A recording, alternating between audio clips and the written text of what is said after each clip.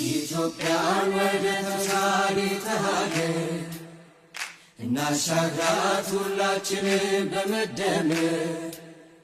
መድረሻችን ጫፍ እስከ ጫፍ እንዲሰማ ለኩሰው ይቀጣጠል ዜጎቻችን ሁሌ ተቀጣሪ ሆነው ገቢያቸውን በትንሹ ያዩ እንዲያድጉ አይደለም ብልጽግና የሚፈልገው ብልጽግና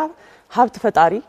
ዜጎች እንዲኖሩት ነው የሚያደርገው ስለዚህ በዚህም የሥራ እድል ፈጠራን በተመለከተ ባለፉት 5 አመታት የኮሪደር ልማቱና ተያያዥ የንግድ ማሳለጦችን ተያይዞ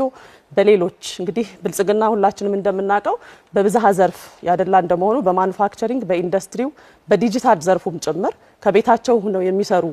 ወጣቶችንም ጭምር በማካተት በአጠቃላይ ለ17.4 ሚሊዮን ሰዎች የሥራ እድል ፈጥረናል ይሄ ዝም ብሎ ከመሬት ላይ የታፈሰ አይደለም በስራ በተግባር የተገኘ መሆኑን ልብ ሊሉ ይገባል ከዚህ አንፃር ዜጎቻችን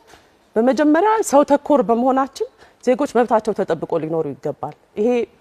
ከኮሪደር ልማት አንፃር ብናየው በተለይ ከከተማ ልማት ጋር ተያይዞ ማንሳት ስለሚያስፈልግ አብዛኛው ማህበረሰባችን መጸደጃ ቤት ያልነበረበት በቆጥ ላይ የሚኖር 6-7 ቤተሰብ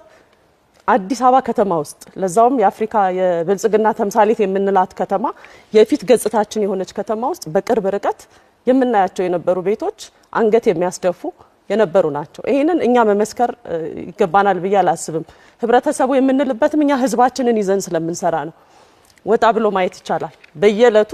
ወክ የሚያደርገው የሚንቀሳቀሰው ፎቶ ሲነሳ የሚውለውም ደግሞ እዚህ ያለው ማህበረሰብ ጭምር ነው እኛ በተግባር በመሬት የተፈተሸ አቅም እንዳለን ለማሳየት ነው በዚህ ረገድ አብዛኛውን ለሰው ክብር የሚሰጥና በተለይ ለዜጋ ምቹ የሆነ ፓርቲ እንደሆነ ለማንሳት ፈልጌ ነው ኢትዮጵያን ወደ ተሻለ ሀገር እናሻግራት ሁላችንም በመደመር መድረሻችን ጫፍ እስከ ጫፍ እንዲሰማ ለኩሰው ይቀጣጠል